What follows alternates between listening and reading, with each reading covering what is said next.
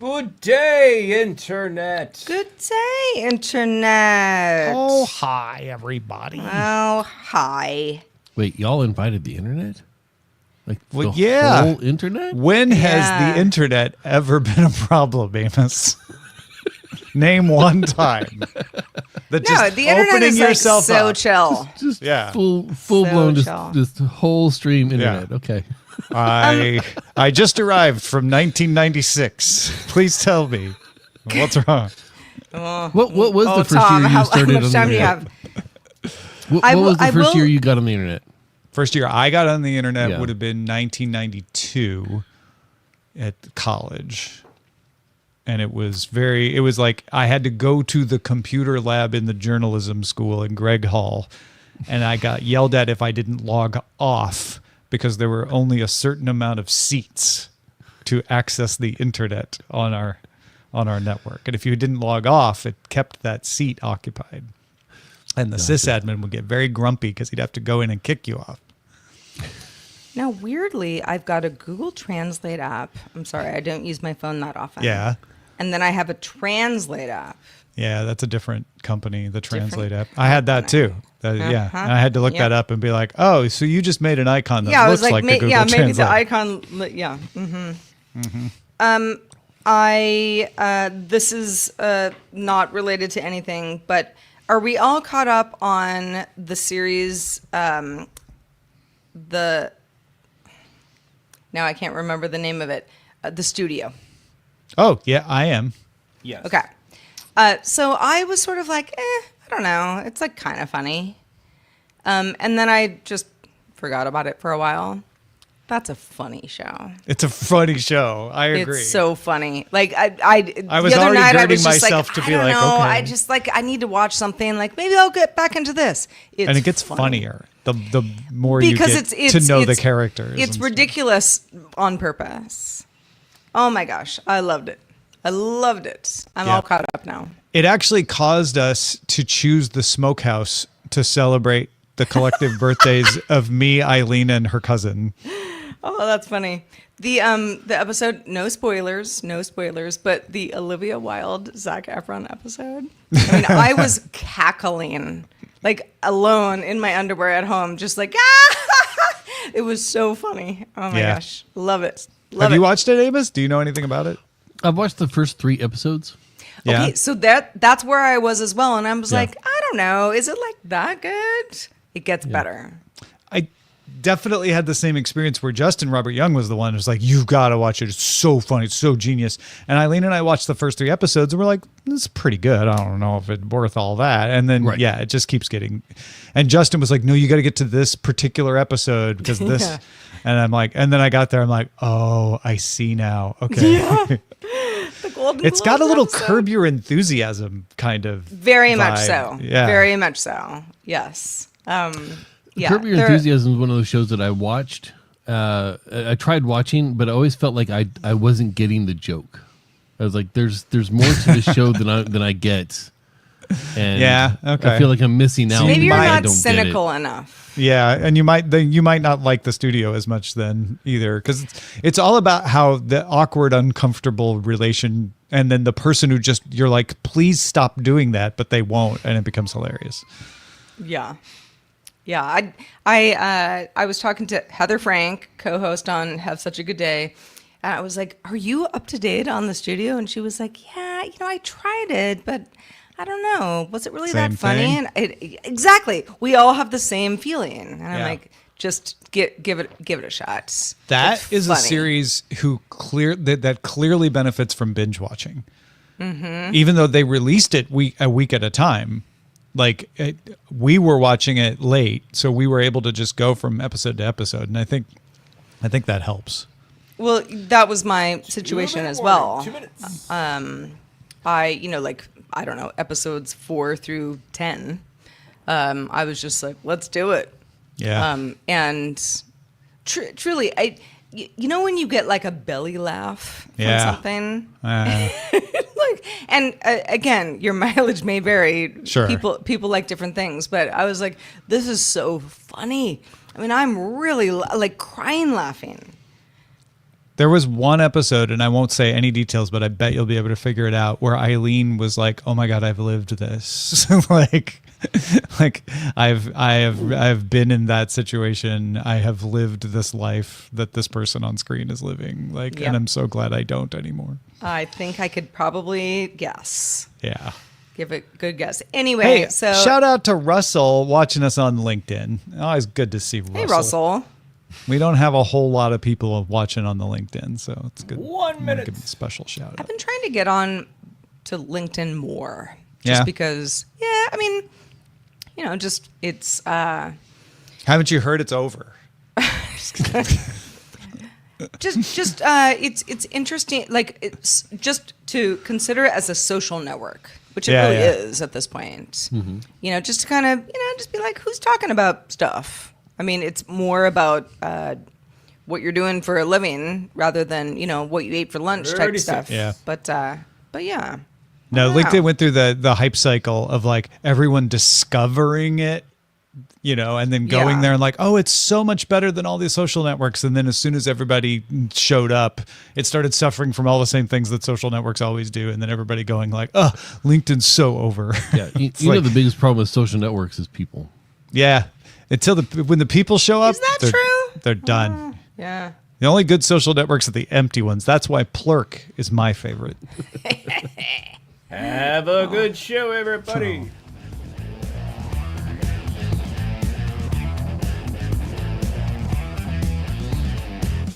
Good day, Internet. This is DTNS Live for Tuesday, August 26th, 2025. From Studio Animal House, I'm Sarah Lane. From Studio 7 in Los Angeles, I'm Tom Merritt. And from Studio Alaska, I'm Amos.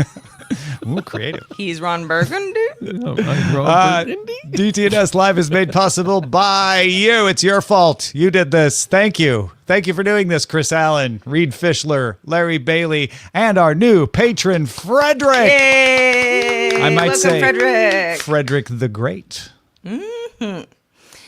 Welcome, one and all, to DTNS Live, the show where we discuss the tech news to help us all understand it a little bit better as we do it together. Amos, it's been a minute. How you doing? I am doing well. I'll tell you what, we had experiment week last week, which was a nice time for us to take some time off. Last Tuesday was the first actual day where I had nothing to do in any of my different jobs that I do. Oh, wow. I played What did you Factorio end up for doing? I played Factorio for like 18 hours straight. I played Factorio? Factorio so long. Yeah, Factorio. Victoria. It's a game on the old Steam. It's a little factory building game. Oh, yeah. This is like Civilization kind of suck you sort in. of, yeah, it's- eat up your time kind of. Yeah. Turn the brain off, turn the Factorio on, and just Yeah. let it go for like 18 Nice. hours. It was amazing.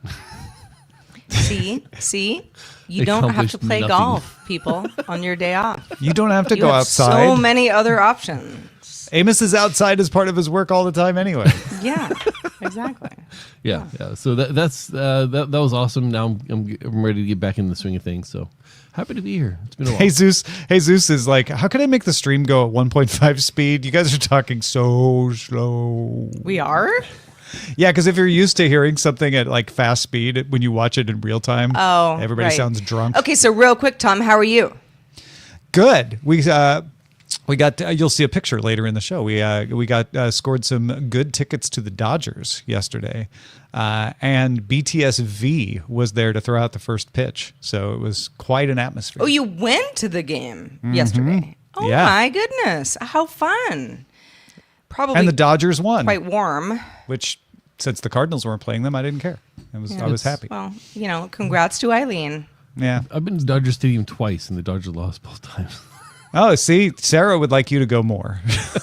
Yeah, you and I should go. As long as they lose, I have a great time there. I have But, to say, Dodger Stadium is a lovely park. It is a wonderful. I love it. It's actually, I feel that I'm a heretic for saying this, I know. but it's my favorite stadium. You're big enough to admit it. I know. As a Giants Yeah. fan, you could say that. Yeah. Yeah, I want That's them to to your lose, credit. but I enjoy. It's lovely. It is. It's very All the throwbacky. Mets fans are very happy too, by the way, because I put on there like, I want the Reds to lose because it helps the Cardinals, and my wife's happy. And then all these Mets fans jumped into my comments, like Reed and Fred, who were like, yes, and now the Mets are up in the wild card. So. Well, whether you're a baseball fan or not, if you are watching us live, you can name this episode. We're probably not going to be talking about too much more baseball, but you never know. Head on over to dtns.showbot.tv, keep the tab open, submit titles, and vote on them as we talk about various topics during the show, and we will check back in on the votes at the end of the show and crown a winner. All right, let's kick it off with a few stories that caught our eye today. Oh, you thought I was going to talk about Apple first, didn't you? Well, no. Framework launched an update to the Framework Laptop 16 with a new graphics module that can now support the NVIDIA RTX 5070, as well as the previously supported AMD Radeon RX 7700S. That also means the display has G-Sync support as well. You can pre-order the Framework Laptop 16 now, starting at $1,499. That doesn't include any modules. It gets more expensive if you want it to ship with the modules already installed, but you can buy them and install them yourself. The Framework Laptop 16 shipping in November. Well, Tom, you alluded to some sort of Apple announcement. Turns out they made one. Apple announced a September 9th event expected to debut the iPhone 17 lineup. Updates are said to include stronger aluminum-framed iPhone 7 Pro models with redesigned cameras, A19 chips across the range, and possibly standard Pro Motion displays, along with a rumored iPhone Air. The Apple Watch Series 11 and Ultra 3 are also rumored, plus potential AirPods Pro 3, a new HomePod Mini, an Apple TV 4K, at least a refurbished one. There already is a 4K, but something that's better than the one that we have now, plus release dates for iOS 26, iPad OS 26, and macOS Tahoe. So yesterday we were wondering where the Air might fit in. I can't believe I didn't think about this yesterday. It's going to be the Plus, because you have the iPhone and the iPhone Plus, right? So That's what Bloomberg is now saying. That's what everybody's saying. Yeah. Yeah. It's like, oh yeah, that makes sense. It takes the Plus slot there.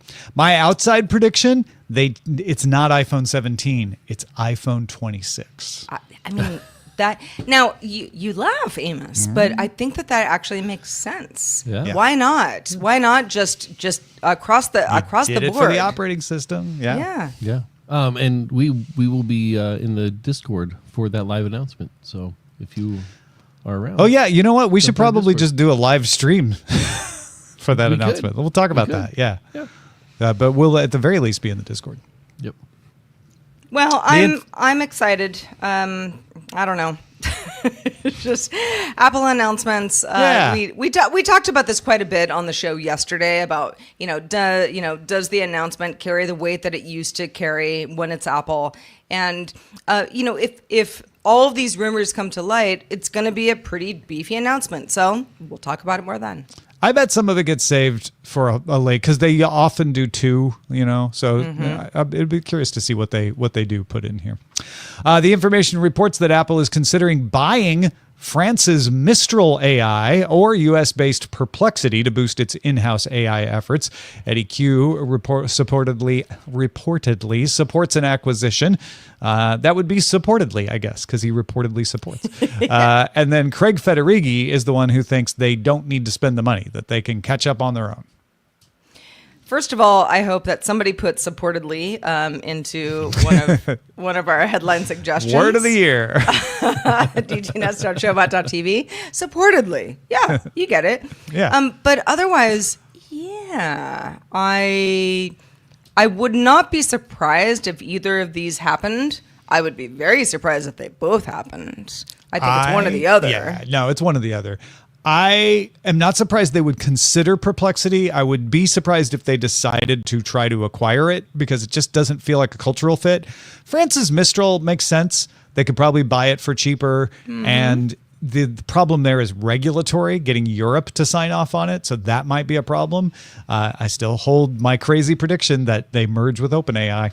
So I think it's not a chances crazy are getting smaller, but but it's still, there's a chance. They're You're saying there's a chance. No, I mean, I'm with you. I feel like the Apple OpenAI. I mean, if that news dropped tomorrow morning, I'd be like, "Wah!" Like everyone else. But also like, yeah, I knew it was going to happen. My theory all hinged on Sam Altman being the heir to Tim Cook, and he has publicly said, I don't think I'm cut out to be CEO of a public company. So if OpenAI went public, he wouldn't want to be CEO anymore. That kind of threw a wrench in my prediction. So I'm down to 7% now. All right. Well, you're still seeing there's a chance. Yeah. All right. Those are top 3 stories that caught our eye today. All right, let's talk about college graduates and what their job prospects might look like.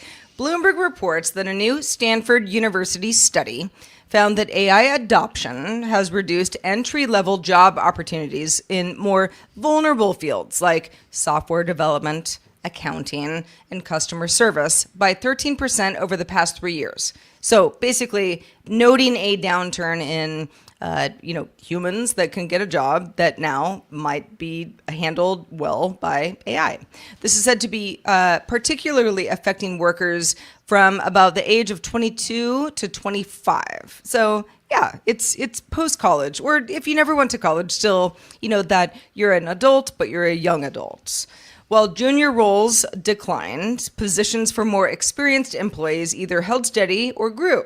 So that's kind of interesting too.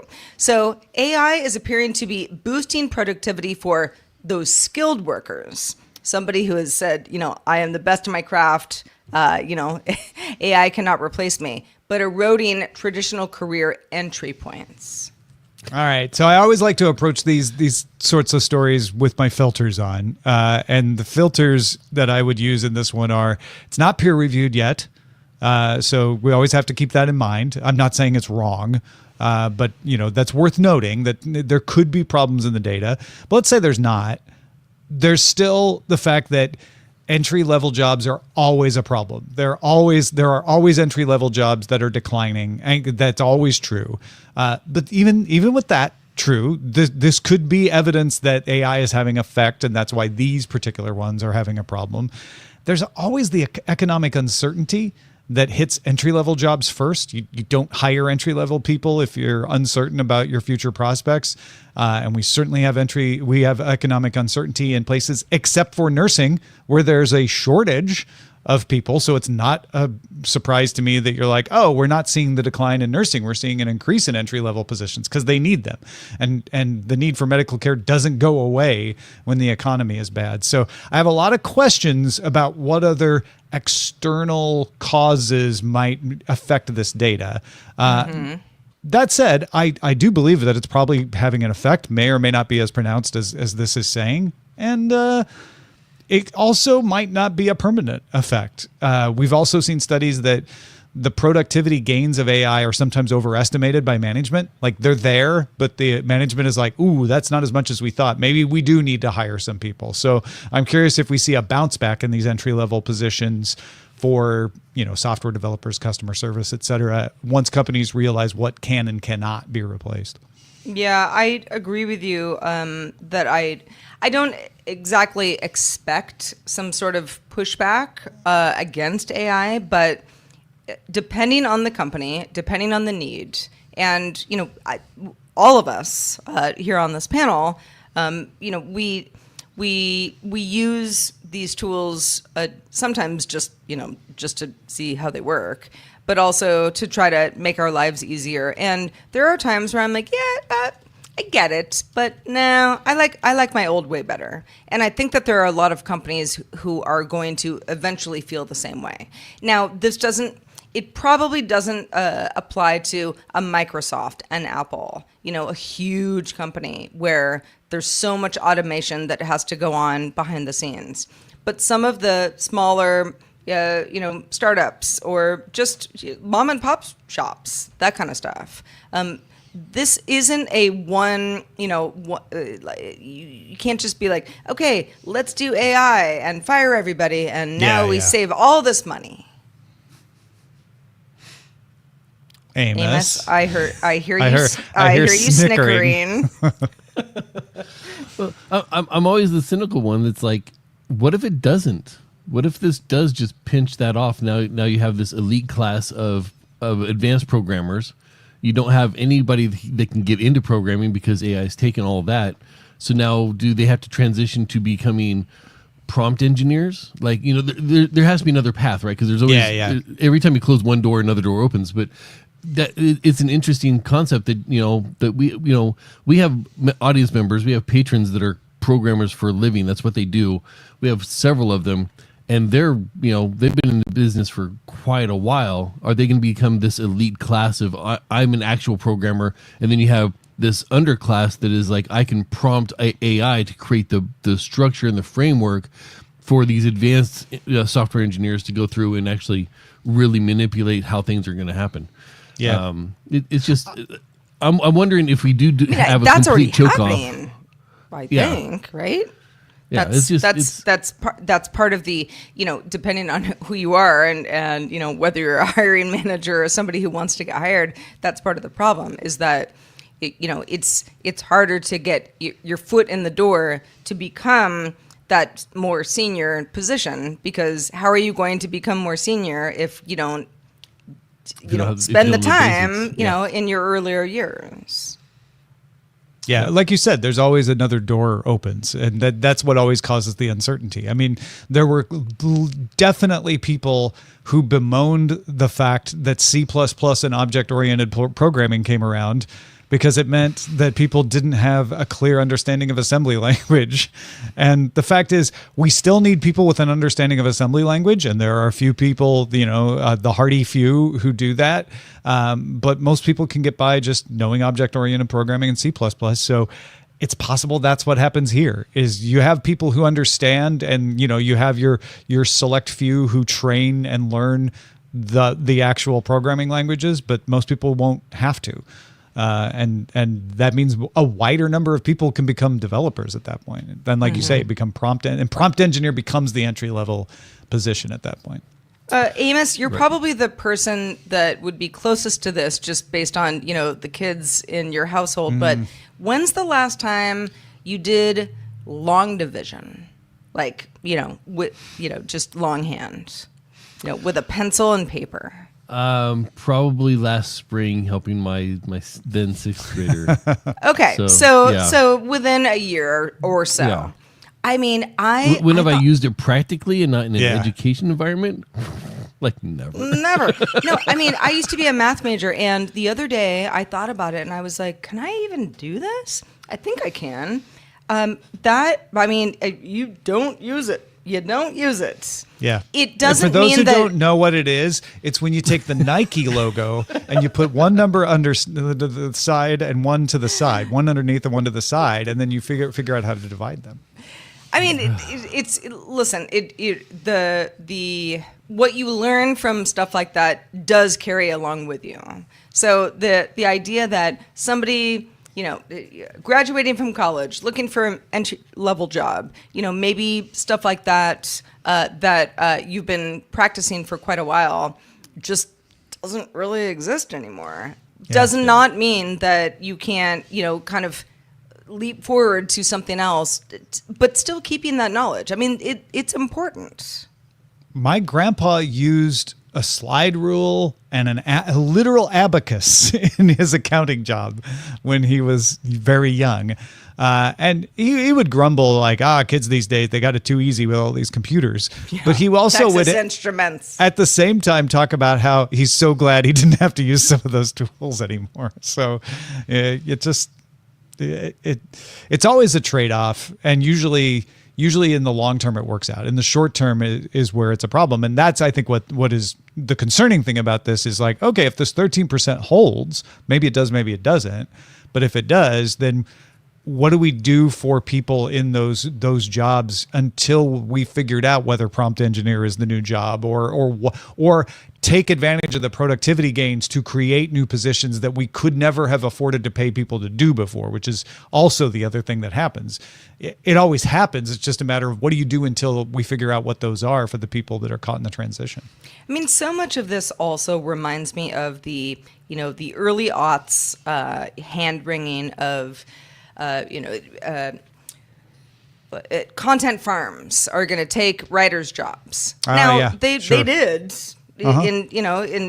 Certainly that wasn't just something that somebody made up, but also good writers are still having a heyday and just moved on to other things. I mean, look at, the Substack generation. Yeah.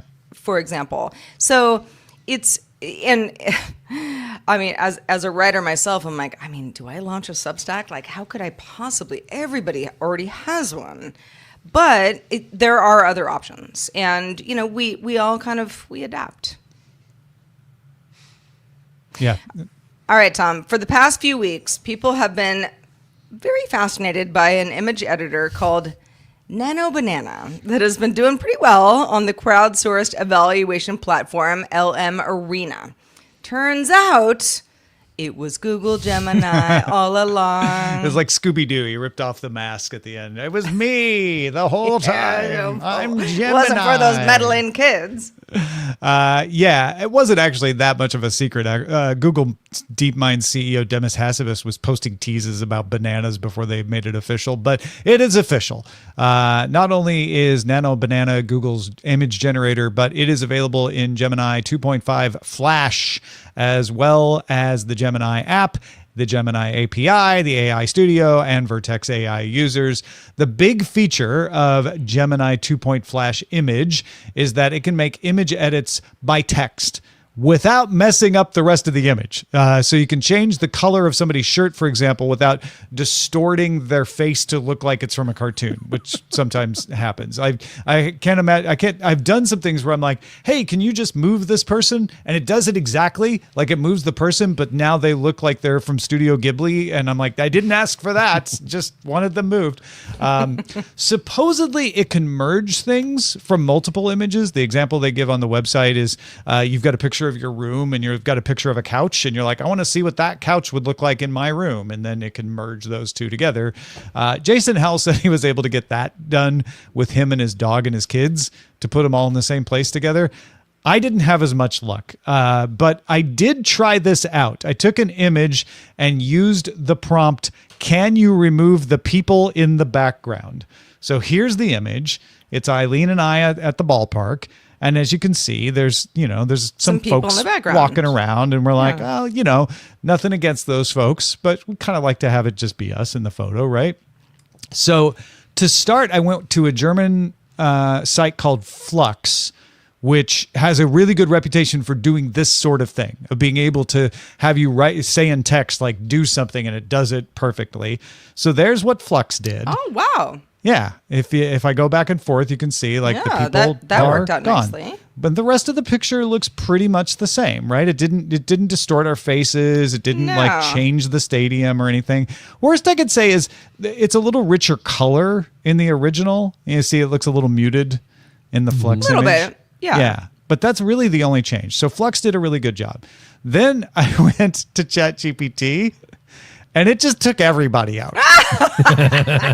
It's like this is like 28 years later. Yes, like everyone's gone. Baseball it's stadium. only us. The lights are on, but nobody's home. The abandoned ball. It even took parts of the stadium out. Like there's some signs and the foul pole, and it's like, nope, those are all gone. Yeah, so, just the two of you. Yeah, that's what you wanted. ChatGPT, Dolly did not do as well, at least not yet. So let's take a look at the new Gemini 2.5 Flash image, right? Okay. So here's the original again. Here's Gemini. Oh. Not bad. Now that does not seem to have pulled any of the color out of your faces, which the original one did. The color is really good. It didn't take everyone out of the ballpark. Just assumed, like when you say take the people out, you just mean the people. Do you notice anything else different Joe pointed this one out to me. Well, now I need to. Eileen's fingers look 1, 2, 3, 4, 5. She has 5 same fingers. amount of fingers. Is it the so that's Dahmers? Oh wait, yeah, no, there's two. There's two. There's 2 jumbotrons. scoreboards. It added a second scoreboard. And we don't know I why. noticed that at first because I was so impressed with the rest of it. And it's not even like a mimic of the other scoreboard. No. It's got it made up whole some different stuff to put on it. Yeah. And it's got signs below it, whereas the original scoreboard doesn't. So yeah, it was like find the difference between these 2 pictures. That's I it. do that on TMZ quite often. Now, Apple doesn't have the ability to use text to image to edit the image, but I did use the Magic Eraser. Well, it's not Magic Eraser. That's Android. What is it called? Clean up. It's called Clean Is Up. it called Clean Up? Yeah. It actually works quite well. But yes, So- go on. With cleanup, it automatically highlighted the people, the guy walking and the couple there, and I clicked on them and I was like, get rid of them, and it did, but it left a child's drawing of a popsicle in its place for some reason. Maybe it thought that was the better photo. Yeah. Maybe. Yes. Tom, don't you want to have some, taffy? Yeah. Just coming right up out of Eileen's hands there. So. That's so weird. Just for completion, I did also go to Claude, and Claude was like, "Yeah, I don't do that." You can go use Photoshop, you can use Canva, you can use Magic Eraser, but yeah, I don't do that. So there you go. I think Flux probably gets top marks here, even though it muted the colors, because it didn't change anything else, right? Like, yeah, everything else is like pretty much. Well, the and same. isn't it funny that when you went through Gemini, and we were like, "Oh, that looks good," and you were like, "But." I didn't notice it at first either. It was Joe till Joe pointed out. I was like, "Oh yeah." Oh yeah, there's 2 of them. That sort of. Not that we all have to just be suspicious of all photos all the time, but that is, a really great, just a reminder. Just keep it in the back of your head that, if something looks a little too good, maybe it is. And not that there's anything wrong with anyone using these tools to clean up a photo. There's nothing wrong with that. It's your own photo. You took it. Yeah. As long as you're not trying to pretend you're not Right. showing the ChatGPT one and like, we got the whole ballpark to ourselves. We rented it out. Yeah. Happy anniversary, my love. To us, It yes. took me, $5 million. But just to kind of keep your wits aware. Yeah. I used some AI stuff from Adobe in Lightroom for the first time this last week. I turned in some pictures to a client of a wedding, and they loved all the pictures. And there's this one picture that the focus is on a lady in the foreground holding a baby, and there's another lady in the background who is the mother of the bride. And she's standing in the background, and she's got this ridiculous look on her face, but I didn't notice it because I was concentrating on the subject, right? So she sends it to me. She's like, what's this? So I went through and I was just like, I'll try this AI thing out. And I went through and told it to delete her, and it did it perfectly. And I sent it back to her, and she's like, yes. Yeah. Yeah. I was very surprised because I hadn't used it because, I don't touch my photos up that much. So, back when all baby pictures were only taken at Sears in the back room, this is not a problem, but we live in a modern world, so we need these new the tools. 80s. Yeah. Oh, the Sears pics definitely have. They're behind me somewhere. Yeah. I'm sure Tom has some of them in his bookcase behind him too, because Tom has everything Is back that there. a dare? No, I don't think I do have those. I think my sister has those. I think I could actually show you really quick. No, really? I think so. My sister sent me a picture of her granddaughter wearing a shirt. She's like, "Do you recognize this shirt?" I'm like, "I do, but why?" She's like, "It's the shirt I was wearing in our baby picture." Oh, look, there's little Sarah Lane. I have that same background. That's the Sears background. And there was no window or No. snow behind me. No. But you wouldn't know it. It was just, See, kids, this is what before Photoshop, you could still fool people into thinking you were a place you were not. It's ridiculous. The whole thing's ridiculous. I was like, at some point, I asked my mom, I was like, why did we do this? She's like, I don't know. Your grandma probably wanted us to. Yeah, everybody. That was at like 1979, 1980. Oh, gosh. No, this would have been like 82. 82. Okay. Yeah. But here we are. Yeah, Sears Portraits. Bring back Sears Portraits. You could use Gemini to turn something into a Sears portrait. You could probably just, in fact, should I do that? That's frightening, but I could. I actually see. could. Yeah, just like make me a cuter baby. Can you turn this into the style of a Sears portrait? I'm going to do this live. Hey, thanks for the super sticker, PC Milesy. Oh, thanks. You're paying for my Gemini credits. Thank you.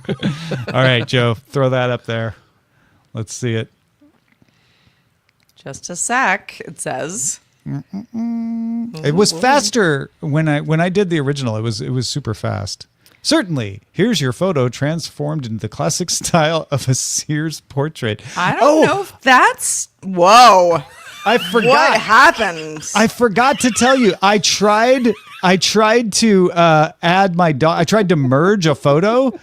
I took our original photo and I said, now add my dog to the photo. And just put him in the middle.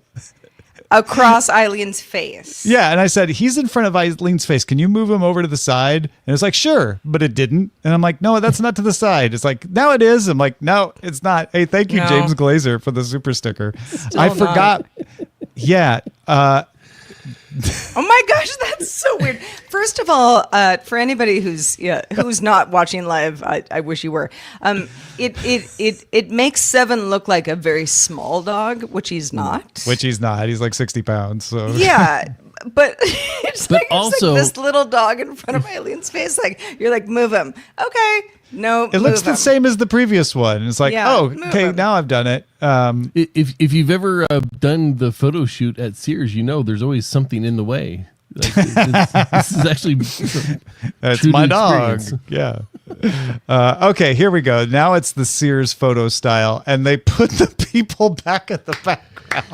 I don't feel like this is Sears style at all. I mean, it's the color temperature of Sears. I guess. Otherwise, Well, it's the and Sears pillar. style in the sense that yes, everything has gone sepia tone. Yeah, But why yeah. But But otherwise- is the stadium crooked? Is the pillar like falling over? Like It does look sort of like a Roman Empire murder mystery. yeah, Yeah. the pillar is And just Tom and to the Eileen side are of the like, picture. yay, hi. Yay! The murders are over. Would Oh this my be gosh. Roman angles instead of French angles? Yeah. Like, what is going on I here? do kind of love this. This is going to be, I'm going to frame this photo of Seven just popping up in front of us at the ballpark. Just put it on Eileen's side of the, on her nightstand and just see how long it takes her to be like, what is this? Why did you Hello. do this? She might like it, actually. Yeah, she might. Well, folks, I will also put these photos in our Discord for you to admire. So you might want to join our Discord, which you can do by linking your Patreon account at patreon.com/DTNS. All right, Amos, let's talk about Spotify's newest feature and why it might change how we share music with each other. All right, Spotify's rolling out direct messaging so you can swap songs, playlists, and reactions right in the app. A little trip down memory lane. Apple's Ping fizzled with only 1.3 million users. I miss SoundCloud- Ping. Well, you were one of the 1.3 million. Yeah, I was. SoundCloud built a scene with 40 million creators and 130 million tracks. A lot of that is indie stuff. And YouTube Music now adds comments and community for its 100 million subscribers. Do you actually want to trade music this way, though? Like, who's this for? Is this for us? Is this for the kids? Is this for the olds? Who's this for? And is it going to stick? I think it's definitely not for the olds, but we are not old here on the show. We might be, Speak old. for yourself. Listen, not. I'm trying to take us off the ledge of the olds. But I think okay, so here's a great example. Online yesterday, I was looking up something and, just kind of minding my own business. And my neighbors, who are like directly to my south, and it was like kind of late, like past dinner time, they were just blasting Benson Boone and washing their car. And this is like, parents and like 3 kids, just water everywhere. It was nuts. And I didn't know the song because I'm not familiar with him. I know he's a big deal. And you're like, Ordinary by Alex Wallen is number 1. Benson Boone is over. Well, no, I mean, it was more of just like I was listening to the song and I was like, all right, so I think this is what the song is probably called. I figured it out. And I was like, oh, yeah, Benson, yeah, he's a big deal. Yeah. Okay, so this is like, like just for somebody, I don't know, in maybe a different age bracket than me. And that would have been kind of cool to be able to figure that out some other direct way with somebody else who cares about music. So that's where I think you're going with this, Amos. I mean, you could have just used Shazam. Well, yeah, yes, but none of that would have sparked a conversation. Yeah, that's true. where Spotify is going with this. You could have messaged somebody talk like, about this. they're blasting Benson Boone. Who is this guy, right? And then you could send the song, and they're like, oh, I know that song. And yeah. Right. This is definitely for Spotify users, which I have an account, but I really don't use Spotify. But my wife does. I don't know if she would message her friends who use Spotify through Spotify, though. She would just use WhatsApp just a text regular way to message text. Yeah, like if I say to Amos or you, Tom, oh, you guys got to hear this song. It's like we know how to get a hold of each other.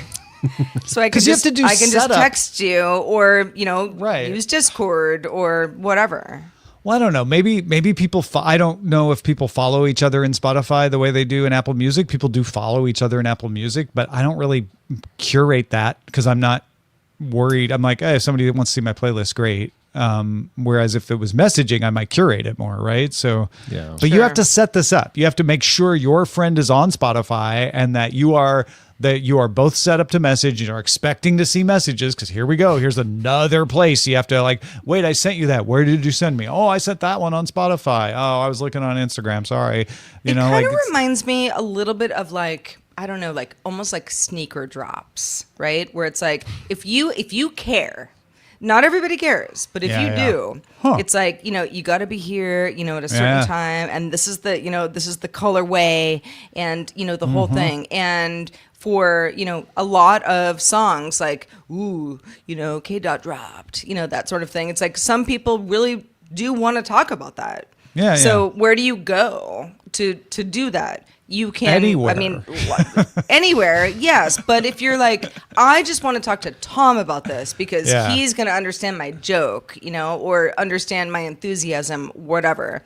I see where this works. I would be curious to know for the Spotify users out there, and I know a lot of you are, does this actually mean something to you? Do you want to use it? Yeah, I'm curious as well. Yeah, that's my question. I don't see the benefit of this over the other apps that I'm already using to share with the same people that I'd shared my music with. So, why does a DM within Spotify really mean? What does it mean to me? And especially as a non-Spotify user, like this is not something that's going to attract me to the platform because I don't see the purpose in it. So I don't feel like it's going to attract anybody to the platform. Yeah. You're either there or you're not. This is a I don't even know how many people it's going to feature. attract to itself. Like. Yeah. If anything, this is a retention feature, which is like, oh, I always talk to my friend on Spotify. I don't want to cancel Spotify because then I won't be able to talk to him there anymore. But you can still talk to him. But that's the thing. Like when I text Justin Robert Young the video that J-Hope and Glorilla did to ask him like, hey, what do you think of Glorilla's performance in this? I do it over a text message with a YouTube link. I don't even know if he's on Spotify. Yeah. I'm curious as well, Sarah. If somebody's out there like, no, I have the use case. I am the use case. Let us know. Feedback@dailytechnewsshow.com. I think Yep.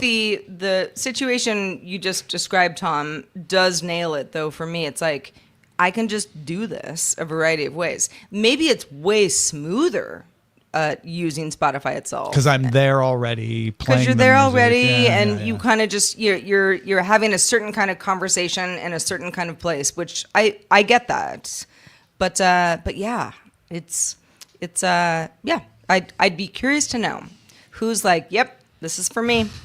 Yeah. Yeah. What is that specific use case where it's better to do this than to hit that share button? Because you can do that, right? You can hit a pod on a podcast or a song track or even a playlist. You can share out a link to somebody. So I'm not trying to come down on this as a bad thing or anything. I'm not like dogging Spotify for adding it. This is why I wanted to bring it up. It's like this is one of those things like I could see where this was really great for somebody, but it's not me as far as I know because I don't know why this would be the use case. Existential nailed it. This is a fan thing. Spotify will integrate this into their super fan structure. So it'll be less about us talking and more about, Taylor Swift can message everyone on Spotify who follows her. Taylor Swift got engaged. I know. Congrats, those Yeah, two. congrats. The Yeah. English teacher married the coach is what she wrote. Really? Yeah, she wrote that on social. I don't remember where, Instagram or something. Okay. but Yeah. yeah. I don't really follow them that much. So yeah. Well, that makes sense. You know, if you're going English to teacher. integrate it if they're going to integrate this feature into a bigger feature Yeah. coming down the line. It's artists messaging you. And then you can talk to each other about it too. And since the artist just talked to you, you can talk to your other friends. But I think that's it. Existential. You nailed it. just before we move on, I don't know if you were all fans of Robert Palmer back in the 80s. I was at one time addicted to love. Okay, thank you. You understand what I'm talking about. I did not remember that he was part of Power Station before Bang a Gong. Yeah. before he became a solo artist. So Yeah. this would be something that I would want to talk to somebody about. Now I'm an I see. Apple Music person, not a Spotify person, but Right. like just like I just want to geek out on this for a second. Do you remember where were you in 1983? Yeah. Type of thing. Might as well face it. Yep. I did Simply just watch irresistible. Weird Al last weekend, so that was fun. He was here at the fair. Oh, nice. That was like, cool. I thought you meant on Roku. You're like, no, in No. real life. Yeah. Yeah, he was here, and I thought it was interesting the way he comes out on a set and they're dressed a certain way, then they leave the set, but they don't like just leave like Matchbox or not Matchbox 20, like Three Doors Down did. They when he leaves the stage, there's a video playing that's like some sort of supercut that like kind of introduces you to the next segment and kind of ramps you into that mood. Then he comes back out and performs a couple songs with that theme, and then it was more It's of called a show a than just a VCR. concert. That's what they call that. That's were- the term for when an artist rolls in a little pre-prepared video like that. Yeah, it was cool. It was fun. I have heard, I don't remember what podcast it was. Somebody, if they know, please remind me, feedback at dailytechnewsshow.com. But that Weird Al puts on like the greatest show.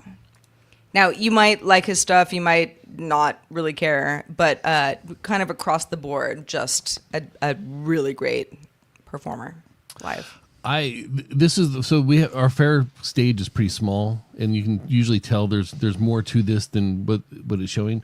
This is the first time that I actually wished the artist had a bigger stage to do more of what they were doing on stage.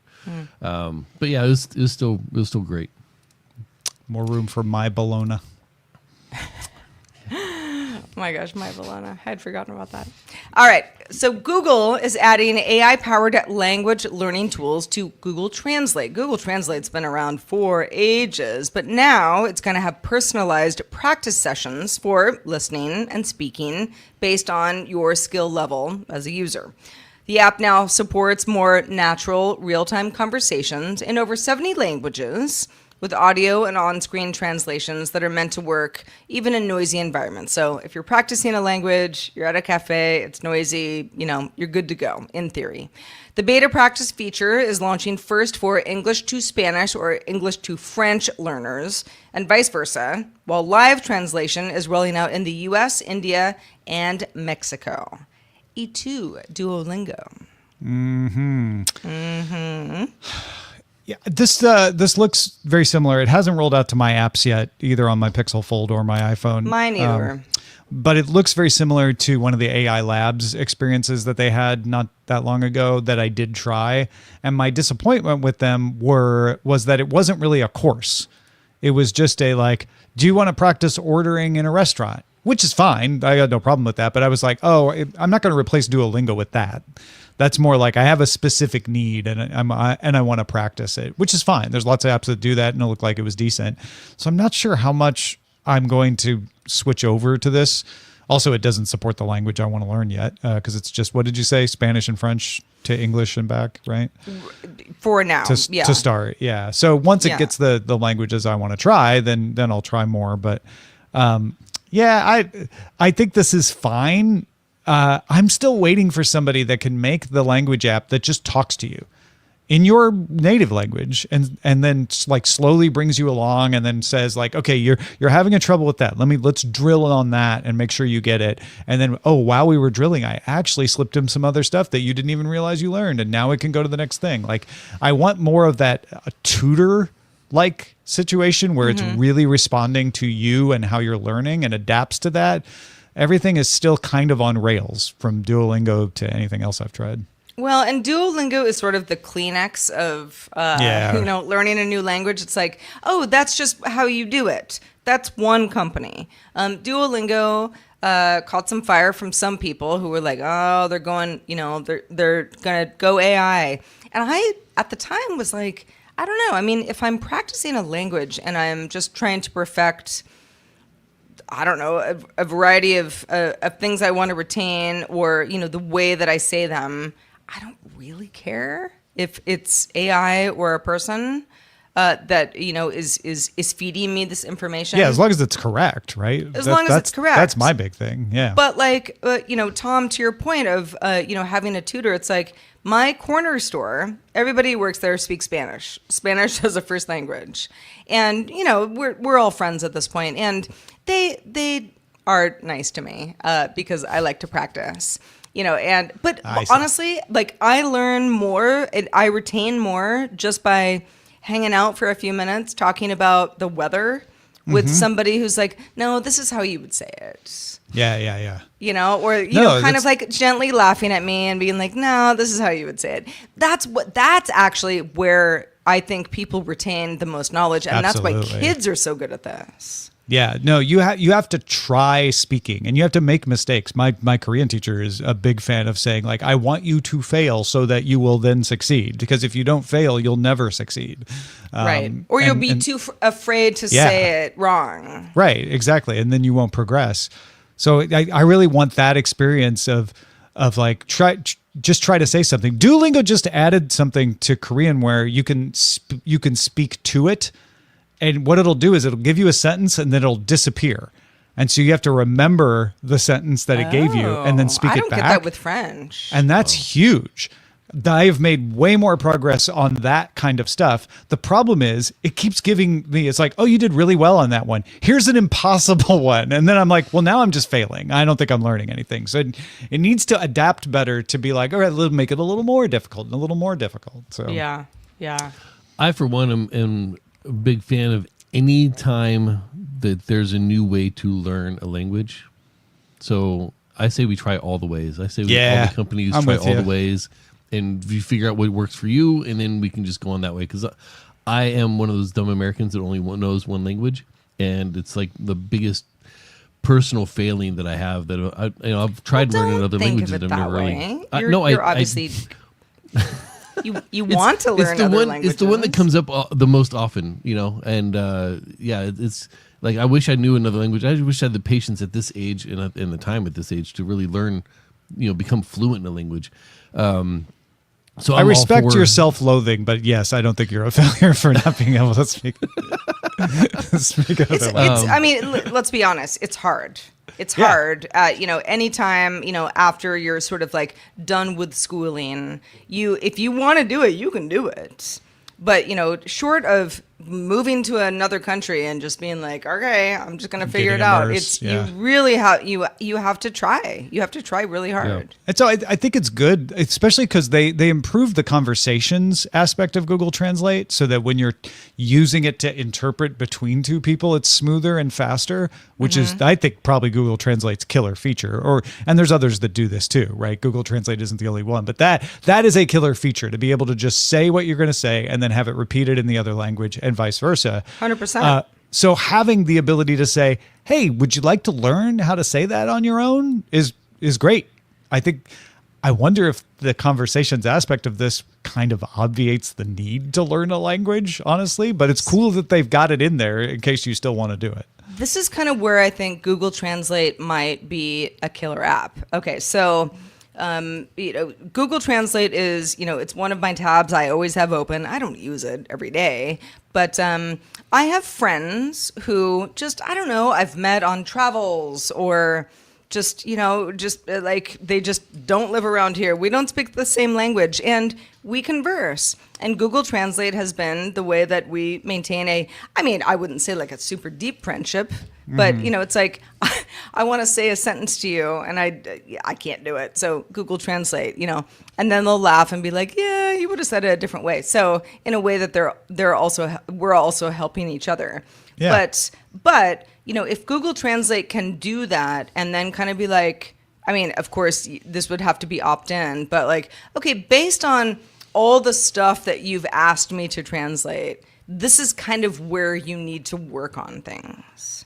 That's the killer app. Because And then just Duolingo will be like, giving me let's talk exercises. about dining again. And Yeah. you're like, okay, yeah, it's I'm still learning, but like we already did Here's how to this. speak about the Olympics that you're not going to. Right. Like just something that's a little bit more like, how does this become more personal to you? That's what I'm hoping. That's what I'm hoping to get from this. I have never gotten fluent in any other language, but it's not for lack of trying. So come on, somebody, help me get over the hump here. Yeah. All right, let's check out the mailbag. Andrew in Colorado writes, my local theater runs retro movies at the slower times of the week, and this past month has been Lord of the Rings. They've been near sellouts every week, even running the extended editions on a Wednesday evening.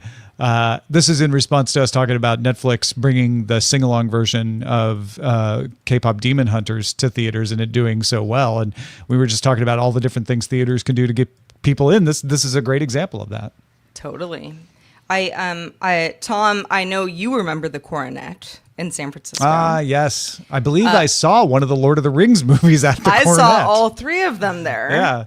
Yeah. Because they had a terrible speaker system, but whatever. Return of the King, that was the final one, which is very long, a very long movie. And to the point where people were like, come on, is it not over yet? And that's not even the extended edition that they're showing on Wednesdays in Colorado at Anderson. Exactly, yeah. But for something like that, to know what you're getting into ahead of time and just be like, you know what? Let's get out of the house. Yeah. Let's go to the theater and do something fun. That sounds fun to me, Andrew. Yeah, that's timeless. One of my favorite memories of living in Austin was going to a double feature of Lawrence of Arabia and Dr. Zhivago, which are both Tom. like 3.5 hour, 4 hour movies. I mean, did you eat popcorn or urinate? My girlfriend or, and I snuck in a bottle of wine. That's funny. You gotta love a double 26. feature, with a bottle of wine. Be like, Lawrence of Arabia it is. Yeah. This is before the Alamo Draft House existed, so we kind of had to DIY it. Yeah. Yeah. Amos, when's the last time you went to a movie theater? Last year? Okay. What did I say? That's probably the last time I went too. Last year. The last movie we went to see was probably the Top Gun sequel. Oh, I'm yeah. not sure. Maverick. Yeah. Yeah. So that would have I saw been that in more the like theater. 2022. Was it that long ago? Might have been. It was, yeah, because I that was the first time I went to the theater post-COVID as well. Well, yeah. If you have thoughts on, theater experiences, I love it. I really do. I love the idea of going to a theater, not just to see, I don't know, like Rocky Horror Picture Show at midnight. Although, I'm sure that's still going on somewhere. But just a variety of movies where you might just be like, I like that movie. I want to see it. I want to go somewhere. Get out with the peeps. Good stuff. Remember, if you have thoughts on anything we talk about on this show or future or past episodes, send in your comments to feedback@dailytechnewsshow.com. And if you're a patron, you can comment on anything we post to Patreon as well. All right, let's pick a title, dtns.showbot.tv. You folks have been submitting amazing titles, and we have got, come on, load for me here, 32 votes for 33 items. Slide into Spotify's DMs from E. Clay Thomason, leading the way. Seriously from Batfing. Seriously. Oh, yeah. Yeah. Supportedly, got a couple of votes. Thanks, Nick with a C, for adding that one. You might as well face it from Zoe. Got a couple of votes. Oh, Robert Palmer. You got to love Robert Palmer. I love GPEG84s. Why is Division long? Why is it just Division? I mean, GPEG, I honestly, I was doing it in my mind the other day, and I was like, I think I know how to do this, but...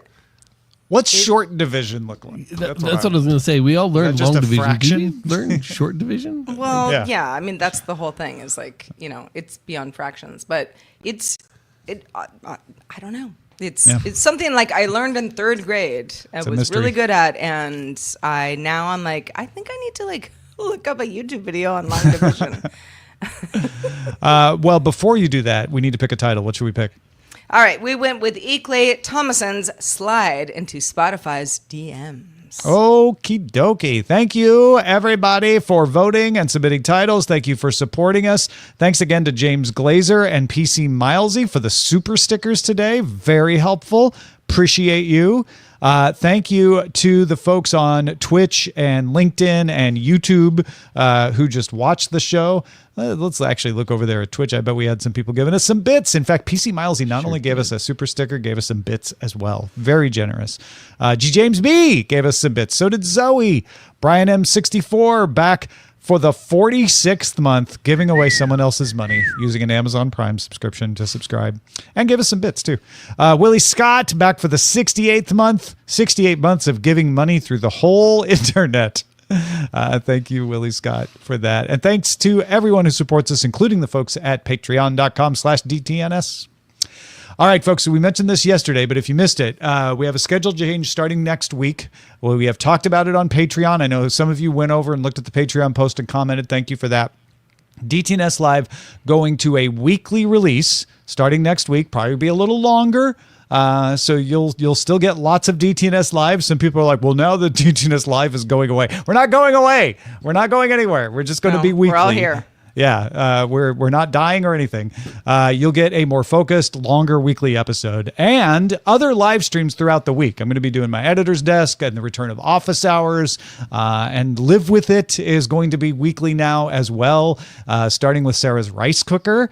So you got to check that one out. Oh, you have no idea what Roger and I went through yesterday. It's going to be fun. Indeed. I got my X-Reel glasses in the works for that as well. So that is all starting next week.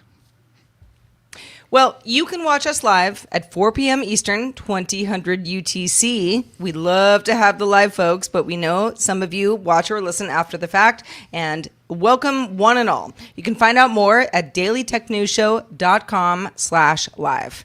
We're back doing it all again tomorrow with Scott Johnson talking about Sony's potential desire to squeeze more out of first-party PlayStation developers. We'll talk to you then. The DTNS family of podcasts, helping each other understand. Diamond Club hopes you have enjoyed this program.